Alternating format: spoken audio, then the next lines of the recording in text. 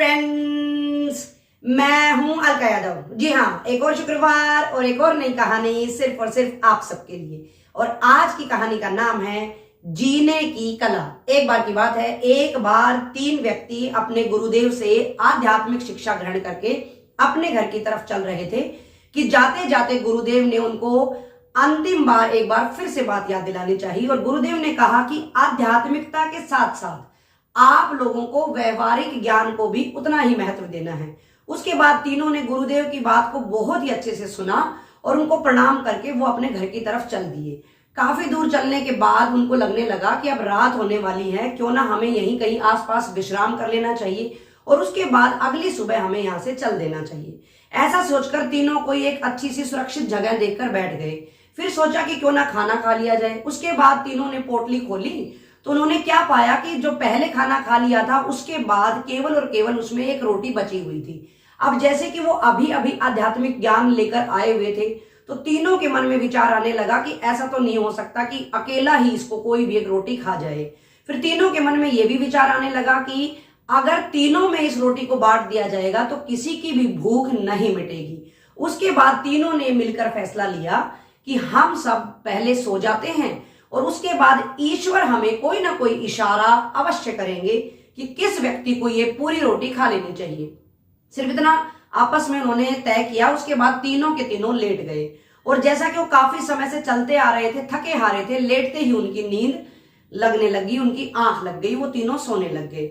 उसके बाद अचानक सुबह जब उनकी आंख खुली तो झट से उन्होंने सोचा कि देखते हैं अब रोटी का क्या किया जाए। तो आपस में तीनों बात करने लगे। उसके बाद एक व्यक्ति ने बताया कि मैं रात को जैसे ही सोया मुझे एक बहुत ही अच्छा सपना आया। सपने में मुझे एक देवदूत मिले, वो मुझे स्वर्ग में लेकर गए। वहां पर मैंने बहुत ही ज्यादा अच्छा सब कुछ सुंदर सुंदर देखा। मैंने इतनी असीम सुंदरता, इतनी असीम शांति अपने जीवन में आज तक नहीं देखी थी। और उसके बाद जब अंत में मैं वहां से चलने लगा तो देवदूत ने मुझे कहा कि उस रोटी पर तुम्हारा ही हक है और उस रोटी को तुम्हें ही खा लेना चाहिए। पहले व्यक्ति की बात सुनकर दूसरे व्यक्ति ने कहा कि मुझे भी कुछ इसी तरह का सपना आया था, लेकिन मुझे देवदूत की जगह महात्मा जी मिले थे। मैं भी अलग अलग जगहों पर घूमने गया और अंत में उन्होंने मुझे कहा कि तुमने जीवन भर किसी का भी बुरा नहीं किया है तो उस रोटी पर तुम्हारा ही हक है। इसके बाद दोनों ने बड़ी ही उत्सुकता के साथ तीसरे व्यक्ति से कहा कि तुम्हारे सपने में क्या हुआ। तो उस व्यक्ति ने कहा कि नहीं नहीं, मुझे तो कोई सपना नहीं आया। उसके बाद दोनों के पूछने पर तीसरे व्यक्ति ने बताया कि जैसे ही तुम सो गए थे मैं भी सो गया था, लेकिन भूख लगने के कारण तुरंत ही मेरी आंख खुल गई और उसके बाद मेरे को मन में ये विचार आने लगे कि इस रोटी को तो मुझे ही खा लेना चाहिए। ईश्वर ने मुझे इशारा किया कि भूखों मरने से अच्छा है अपनी भूख मिटा ली जाए, और मैंने तुरंत ही उसी समय उस रोटी को खा लिया था। सिर्फ इतना सुनना था कि दोनों को बहुत ही ज्यादा गुस्सा आया और उन्होंने कहा कि तुम्हें ऐसा नहीं करना चाहिए था, तुम्हें रोटी खाने से पहले हमसे बात करनी चाहिए थी, हमें बताना चाहिए था। उसके बाद उस व्यक्ति ने मुस्कुराते हुए कहा कि तुम दोनों को कैसे बताता, तुम तो सपने में घूमने गए हुए थे। और फिर उसने कहा कि दूसरी बात, तुमने ध्यान नहीं दिया, मैंने उस बात को पूर्ण रूप से सुना था और अच्छे से याद रखा था। चलते समय, बिल्कुल अंतिम समय जब हम चल रहे थे उस समय गुरुदेव जी ने हमें कहा था कि हमें आध्यात्मिक ज्ञान के साथ साथ व्यवहारिक ज्ञान को भी अपने जीवन में उतना ही महत्व देना है। मैंने ठीक वही किया और अपने व्यवहारिक ज्ञान का पालन किया और इस हिसाब से मैं उस रोटी को खा गया। उसकी बात सुनकर दोनों व्यक्तियों को समझ आ चुका था कि केवल और केवल आध्यात्मिक ज्ञान से हमारे जीवन में कुछ भी नहीं होने वाला है।